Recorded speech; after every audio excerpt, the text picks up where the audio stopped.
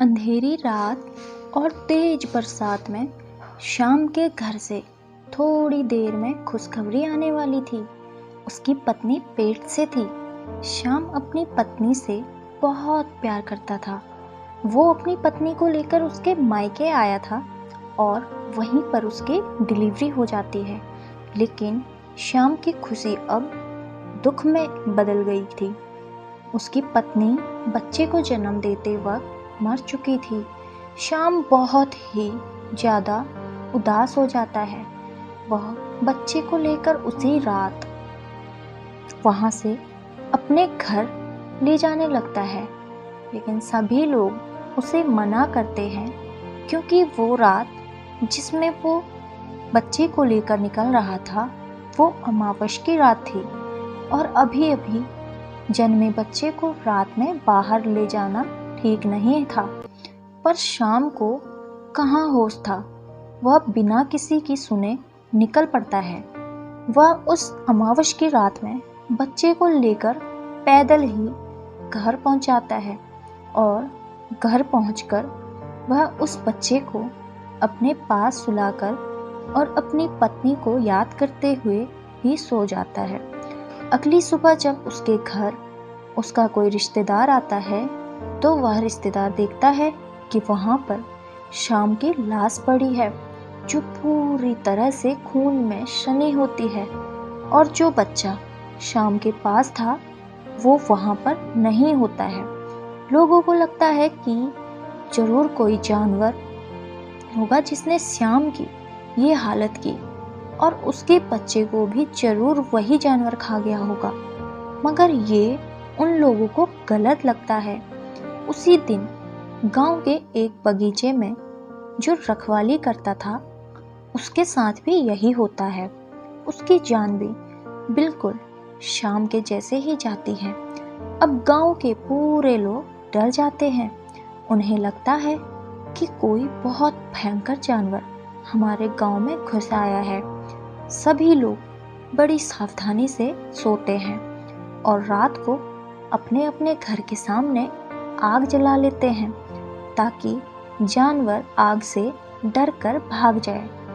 पर एक रात पूरे गांव के लिए बड़ी भयानक होती है।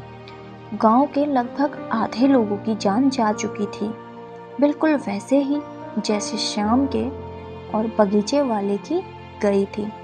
पूरे गांव और उसके आसपास की जगह वीरान होने लगती है।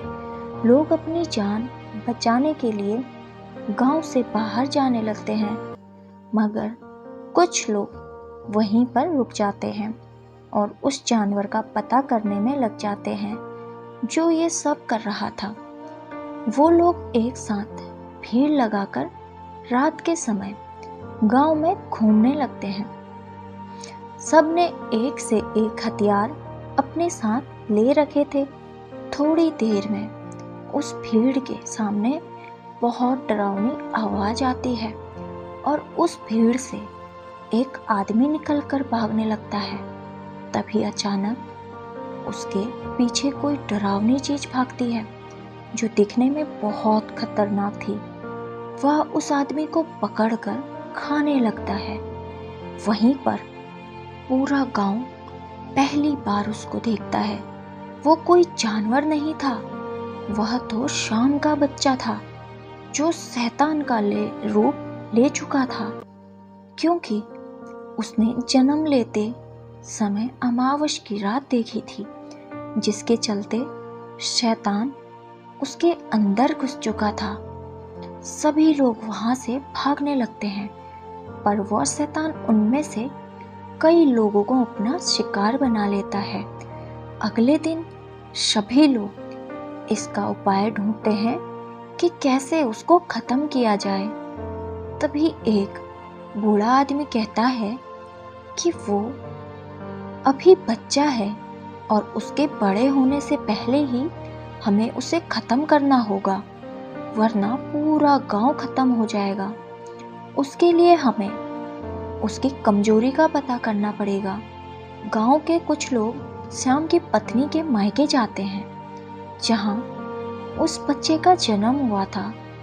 वहां जाकर उन्हें पता चलता है कि उस बच्चे ने अपनी माँ को नहीं देखा है। उसने आँख खुलते ही सिर्फ आदमियों को ही देखा था। वो औरत को पहचान नहीं पाएगा और औरत के सामने वह कमज़ोर पड़ जाएगा। सभी लोग ये बात मानकर ऐसा ही करते हैं।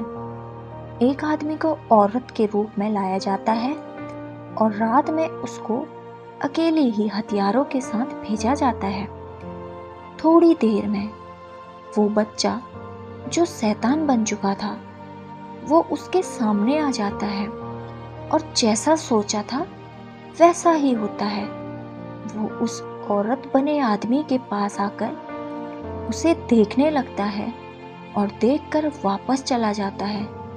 जैसे ही वो वापस जाता है वो आदमी अपनी धारदार तलवार निकालकर उस पर वार करता है।